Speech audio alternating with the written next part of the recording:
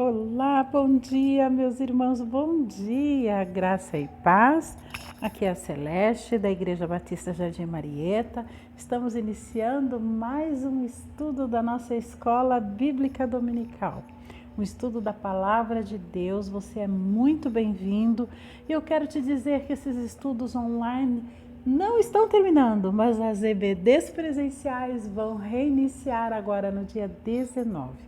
Você é nosso convidado se você não faz parte do grupo de risco e se tiver acima de 11 anos. Teremos todas as precauções, cuidaremos para que você se sinta seguro e confortável e disposto, muito feliz por estar na presença de Deus na casa do Pai. Nós passamos todo este período de distanciamento e tenho certeza que vocês devem estar sentindo tanta falta da igreja quanto eu. Sabemos que a igreja somos cada um de nós, mas a comunhão com os irmãos faz muita falta. Então, eu quero te dizer que a EBD reinicia no dia 19 e certamente seremos todos abençoados. Muito bem, nós vamos iniciar o estudo de hoje, que é o estudo da carta de Paulo à igreja em Colosso, uma carta aos Colossenses. Nosso desejo é que você compreenda que os problemas de 2000 anos atrás também acontecem hoje. Pode ser que não na igreja em que você está congregando, nesta igreja Marieta ou em outra, mas no decorrer da sua vida cristã você vai se deparar com isso também. E nós vamos entender qual foi a orientação de Paulo a essa igreja e ver de que forma isso também pode estar ajudando a igreja hoje. A palavra de Deus é viva e eficaz. Ela foi para a igreja de Colosso há 2000 anos atrás e é para a igreja de Jardim Marieta hoje. Os problemas podem não ser exatamente os mesmos, mas a solução é sempre através da oração e da busca incessante do conhecimento e a ação do Espírito Santo na vida da igreja. Conhecimento da palavra de Deus. Aliás, você tem lido a sua Bíblia? Ou você tirou quarentena também, tirou a sua Bíblia da estante, limpou ali o seu espaço, guardou ela bem guardada? Não, a Bíblia não é um livro para ficar fechado, guardado na estante, escondido na prateleira. A Bíblia é um livro para ser estudado. Nós somos instrumentos nas mãos de Deus e precisamos conhecer a palavra de Deus. Eu lembro de um estudo feito num dos pequenos grupos em que a professora Josilma falou sobre os dons. Oi, Josilma, paz do Senhor, minha irmã, saudades. E nesse estudo sobre os dons, às vezes a gente fica pensando, qual é o meu dom? O que eu sei fazer? Não sei, qual é o meu dom? A primeira ferramenta que Deus vai usar é o seu conhecimento da palavra. O seu testemunho de vida é através daquilo que você sabe da palavra de Deus. Conheço muitas pessoas que iniciaram a leitura porque tinham tanto desejo, eram analfabetas, e tinham tanto desejo de saber, de ler a palavra, que se alfabetizaram através da Bíblia. Não perca tempo, leia, estude, você vai saber o seu dom, no que o Senhor quer te usar, como e de que forma você pode ser útil no ministério aqui. Igreja ameaçada. O que aconteceu com a igreja de Colosso? Que ela estava ameaçada e que Paulo escreveu essa carta. É isso que nós vamos saber hoje. Texto base, ela está lá em Colossenses, Novo Testamento, né? Carta de Paulo, capítulo 1, versos 1 e 2. Vamos ler? Colossenses 1, Paulo, apóstolo de Cristo Jesus, pela vontade de Deus, e o irmão Timóteo, aos santos e fiéis irmãos em Cristo que estão em Colossos. E o versículo-chave é o que está lá em Colossenses 3,11, no qual não pode haver grego nem judeu, circuncisão nem incircuncisão, bárbaro, cita, escravo, livre, porém Cristo é isto, Cristo é tudo em todos. Qual o objetivo dessa lição? Para que você compreenda melhor os ensinos da carta aos Colossenses, para que você se interesse pelo estudo da carta aos Colossenses, para que na sua vida haja um conhecimento de Cristo, tornando-se um crente mais forte. Iniciamos hoje o estudo da carta dirigida aos Colossenses, que foi escrita há quase 2000 anos atrás, 61 DC, depois de Cristo, ok? AC, antes de Cristo, DC de Cristo.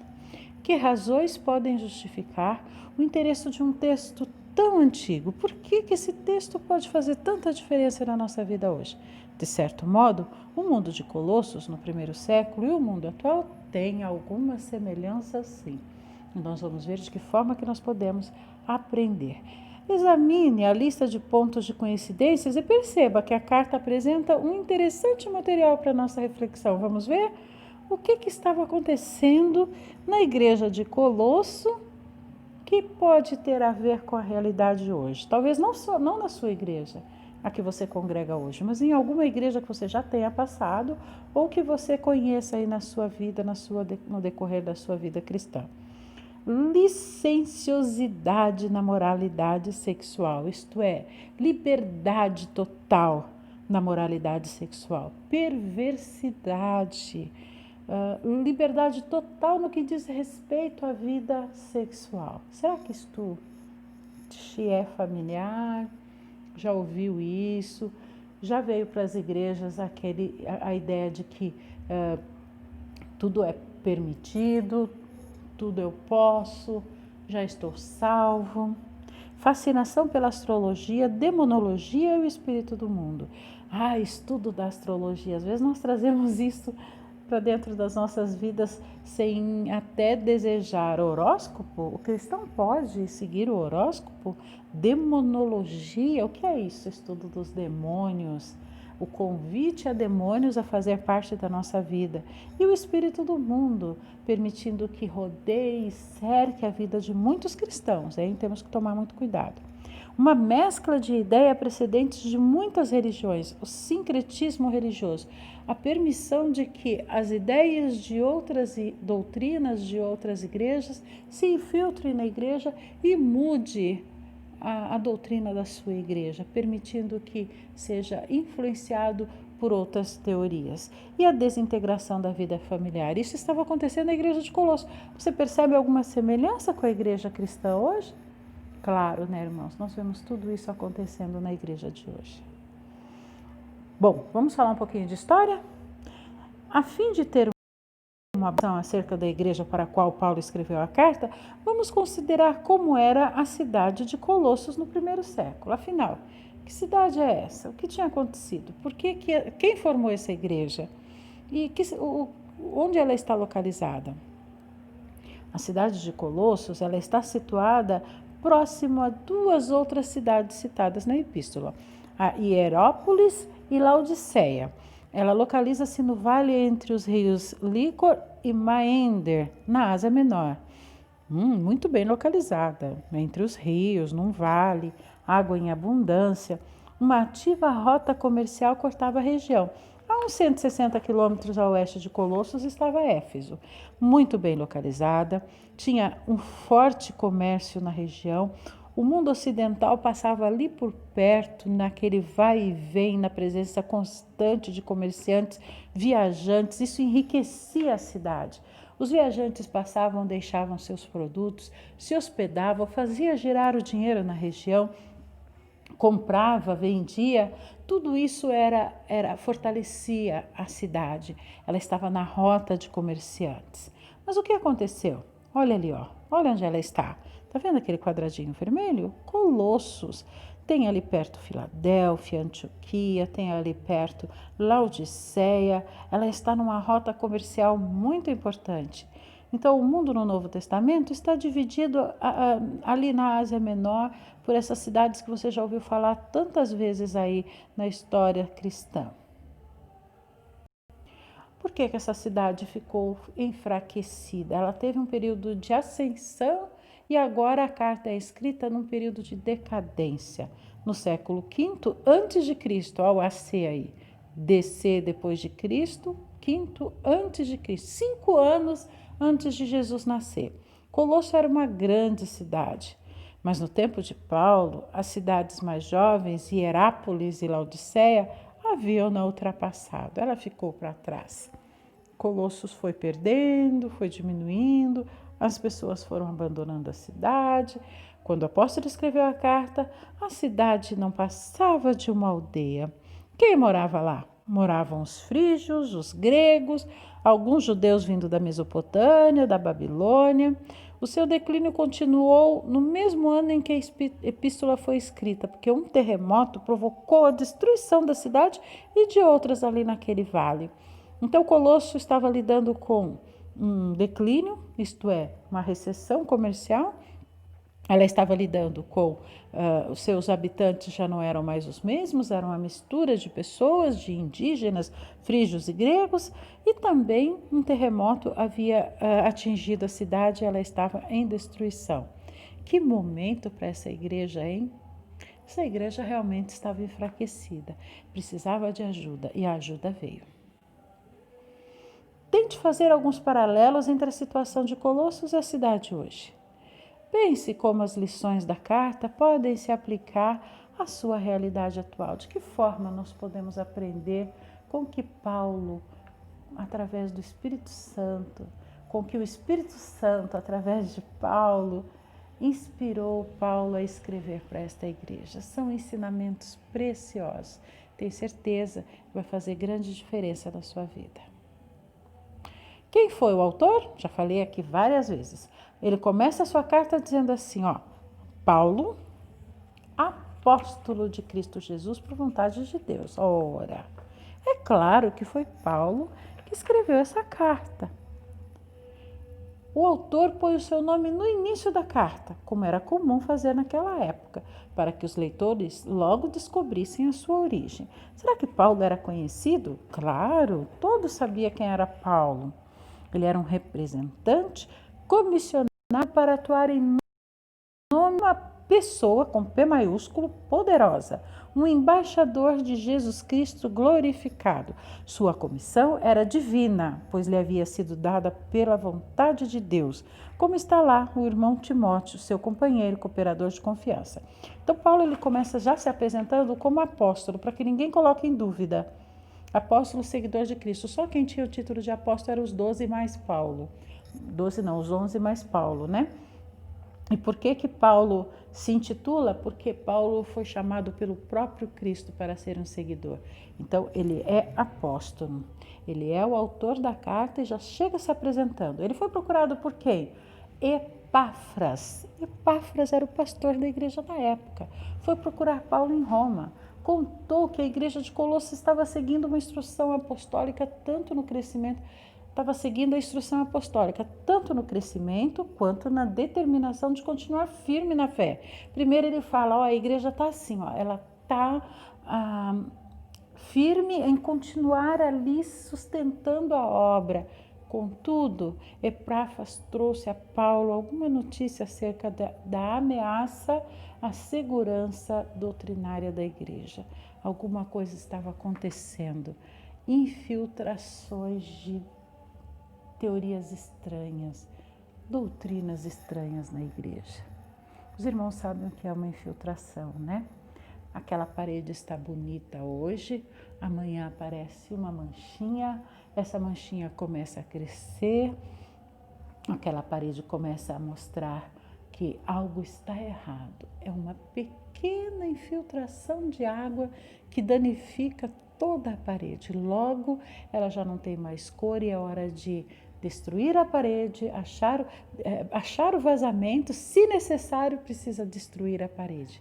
Mas neste caso, Epáfras fala que estavam havendo alguma insegurança doutrinária, ameaça à segurança doutrinária da igreja. Epáfras procura ajuda. Esta carta mostra a importância de batalhas pela fé. Você não está sentado esperando as coisas acontecerem sem auxiliar o seu pastor no seu ministério. A Igreja de Cristo hoje está enfrentando erros seríssimos que ameaçam as verdadeiras doutrinas da fé cristã. Qual é o nosso dever em relação aos erros que estão se infiltrando no meio da igreja? Quando nós vemos alguma coisa errada que foge do contexto bíblico, precisa ser dito, precisa ser alertado, precisa se verificar onde está o erro. O que é uma doutrina? Doutrina é um conjunto de ideias a serem ensinadas. Os batistas são conhecidos por procurarem seguir exatamente o que está escrito na Bíblia. É claro que algumas outras denominações também procuram fazer isto, com uma interpretação aqui e ali diferente. Mas quando chegam alguns costumes e começam a se infiltrar na igreja, que não condiz com a doutrina, precisamos ficar atentos e combater para que aquela infiltração não nos faça perder a parede que já estava tão bonita, pintadinha, acabadinha, não é mesmo?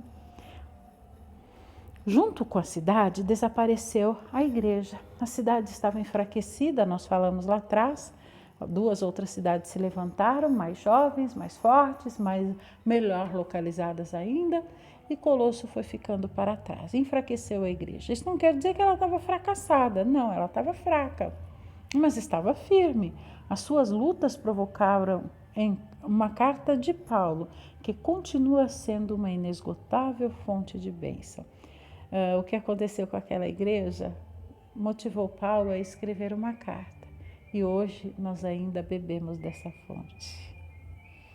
Seu vigoroso começo deu-se com o ensinamento de Epáfras, em Colossenses 1, 7 e 4 e 12, a quem Paulo pode ter enviado a partir de Éfeso, onde esteve por 2 ou 3 anos. Naquela época, entre 52 e 55. Paulo não fundou a igreja, mas ele pode ter mandado Epáfras para lá. E Epáfras passou a ser o fundador daquela igreja e agora ele estava preocupado com o caminho que a igreja estava tomando. Que tipo de heresias aconteciam? A influência dos judaizantes e a influência da cultura grega. O que seria isso? O que é o gnosticismo? Gnosticismo, com as suas especulações filosóficas, influenciavam com ideias assim: salvação mediante ao conhecimento, o gnosis no grego. Os iluminados pneumáticos eram os considerados cristãos avançados. E o dualismo: tudo o que é espiritual é por natureza puro e tudo o que é material é por natureza mal, inclusive o mundo físico e o corpo. O gnosticismo atrapalhava muito o evangelho. Tudo é espiritual, tudo que é espiritual é puro. Tudo o que é material é por natureza mal, inclusive o mundo físico e o corpo. A influência dos judaizantes: ainda precisava circuncidar, lavar as mãos, fazer aqueles ritos na época considerados de purificação pelos judaizantes. Não que não seja importante lavar as mãos, hoje mais do que nunca, né? Mas naquela época a igreja estava sendo influenciada pelos judaizantes, que diziam o seguinte: tudo que vocês podem até crer nesse Cristo, mas não podem abandonar as doutrinas dos judaizantes, a lei de Moisés. Então, também não estava de acordo com o que Cristo havia ensinado na época. A influência da cultura grega, com as suas práticas ascéticas e as crenças supersticiosas com ritos semimágicos, levando algumas vezes ao culto fanático quase obsceno. A cultura grega, ela tem uma influência pagã muito forte e esses cultos eram considerados extremamente pagãos, extremamente voltados para a sensualidade, um culto supersticioso, fanático, e a igreja estava sendo influenciada por essa cultura. Veja a que ponto chegou a Igreja de Cristo. Quem eram os membros dessa igreja? Dirige-se a eles como santos e fiéis, irmãos em Cristo que se encontram em Colossos. Um grupo que estava resistindo, um grupo firme. Eles eram santos, não como super cristãos, mas no sentido de terem sido separados para o uso do Senhor. Então não dá para ignorar a igreja, aos irmãos daquela época, simplesmente deixar a igreja ruir.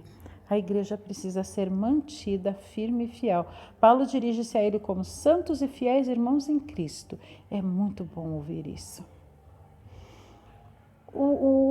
Como que se aplica à igreja hoje? O êxito de uma igreja não se mede pelo seu crescimento numérico ou poder financeiro. Uma boa medida é a fidelidade do seu testemunho, apesar das circunstâncias difíceis que a rodeiam. Durante todo este período de estudo da igreja aos Colossenses, da carta aos Colossenses, nós vamos falar sobre a nova vida do crente em Cristo, tá? No capítulo 3 e 4. Nós vamos falar sobre a supremacia de Cristo na criação, na redenção e na igreja. Nós vamos falar sobre a plena suficiência de Cristo em relação à filosofia, em relação ao legalismo, em relação ao misticismo, em relação ao asceticismo. Nós vamos verificar a definição de cada uma e ver como combater com a Bíblia quando essas teorias tentarem se infiltrar na igreja. E uma nova vida em Cristo com os relacionamentos domésticos entre marido, mulher, filhos e pais. Tudo isso será estudado nas lições da EBD, nas próximas lições. Uma nova vida em Cristo e as obrigações no trabalho, no emprego. Como que você deve se portar como um funcionário? Uma nova vida em Cristo em relação à piedade pelo bom testemunho. E algumas observações, alguns conselhos de Paulo para a igreja. Então, qual é o nosso desejo? Qual é o desejo desta escola bíblica dominical? Que você aproveite cada estudo. A saudação que ela é feita, ela era derivada de duas palavras: graça, referindo-se a favor imerecido da parte de Deus, que resultou num relacionamento restaurado com Ele e nas bênçãos que daí advém. Então nós falamos graça porque é aquele favor de Deus. A gente sabe que nós não merecemos, mas Deus nos resgatou. Isso é chamado de graça. E paz comparável ao termo hebraico shalom, como uma saudação habitual dos judeus. Quais são as heresias que rondam a Igreja de Cristo hoje? Um dos grandes perigos que está se infiltrando no meio evangélico é a judaização da igreja. Aqueles costumes lá que eu lhe falei lá atrás, de forma diminuta, muitas igrejas estão abraçando os ensinos de símbolos, práticas, objetos judaicos podem ser introduzidos na Igreja de Cristo. Qual é o nosso dever em relação a esses erros? Colossenses é uma epístola com ênfase na doutrina de Cristo. O seu tema é a supremacia e a plena suficiência de Cristo. O seu conteúdo pode ser esboçado.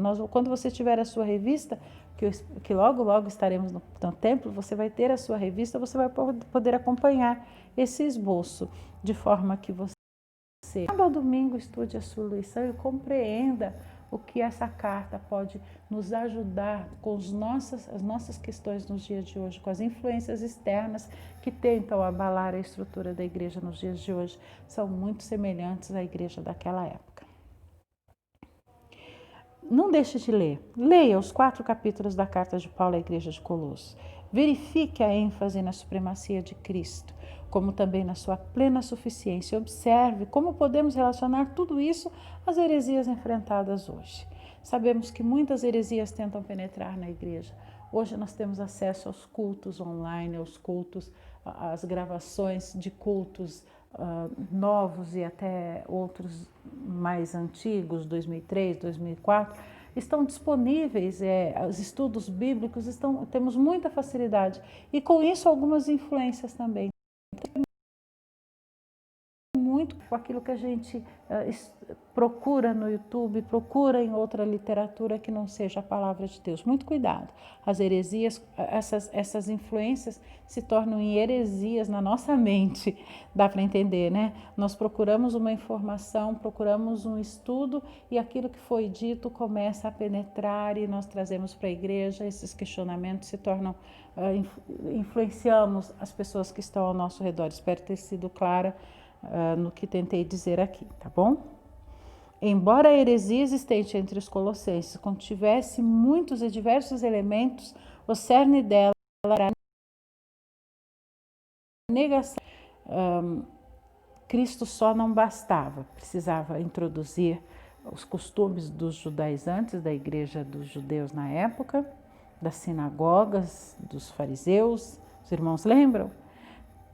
Não bastava Jesus Cristo, a salvação de Jesus não era suficiente. Essa era uma das doutrinas da época. A epístola pode ser sumarizada com as palavras contidas: Cristo é tudo em todos. Ele é Deus, Ele é Criador, e Ele é Salvador, e Ele é o cabeça da igreja. Os estudos posteriores nós iremos detalhar isto para que tenha uma maior compreensão, tá bom? Este é o objetivo desta carta, de tornar, abrir o entendimento e aceitar que Jesus Cristo é suficiente Salvador para o homem. Não há necessidade do homem buscar nenhum outro complemento de salvação, nenhuma outra doutrina que possa te complementar aquilo que Cristo já fez por você. Cristo é tudo em todos, Ele é Deus, Ele é Criador, Ele é Salvador, Ele é o cabeça da igreja. Em Colossenses, contemplamos Cristo na sua radiante glória. Esta é a razão suficiente para estudar a epístola. Que o prezado aluno o faça com real interesse de crescer em Cristo sob a iluminação do Espírito Santo. Amém? Amém. Espero você na próxima semana com o estudo número 2 desta carta aos Colossenses. Um abraço e até domingo que vem. Tchau, tchau.